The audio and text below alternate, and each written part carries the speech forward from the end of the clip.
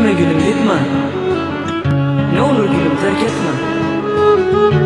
Yanlış yola gidersin. Bana bu acıyı verme.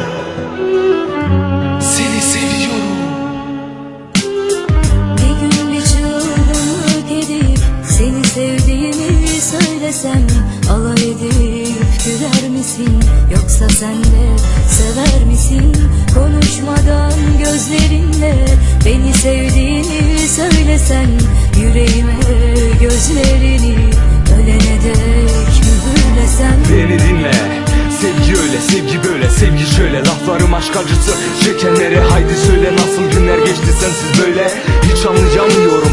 Dışarıda güneş var ama ben üşüyorum. Hayat çok soğuk, gözlerim kan ağlıyor. Durmayan bir oluk oldu, vakti gitti maziyle. Bak gözlerim yaşa dolu, yaşamayı seviyorum. Sadece sevmek için yaşıyorum kardeşe, ve ben seni delicesine seviyorum be kız. Esen rüzgar, yağan yağmur, gökten kayan yıldız beni dinliyor. Yoğun olur artık anla beni. Cesaretin var mı aşka, duy kalbimin sesini. Bak dinle nasıl kalbim şimdi çarpıyor. Allah'ından kork, çok özlüyorum çok. Hayatımda aşktan başka hiçbir şeye yer yok. Yok yok yok. Bir gün bir çılgınlık edip seni sevdiğimi söylesem, alay edip güler misin?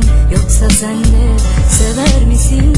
Konuşmadan gözlerinle beni sevdiğini söylesen, yüreğime gözlerini ölene dek mühürlesem. Lämna då tjejen mitt livs stora kärlek. Jag ser ingen framtid, jag saknar hennes närhet. Jag levde för kärleken, nu lever jag för stunden.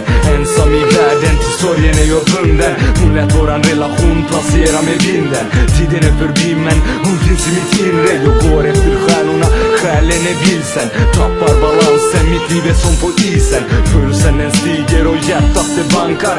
Ensam på natten, då kommer mina tankar. 5 september, då fick jag beskedet.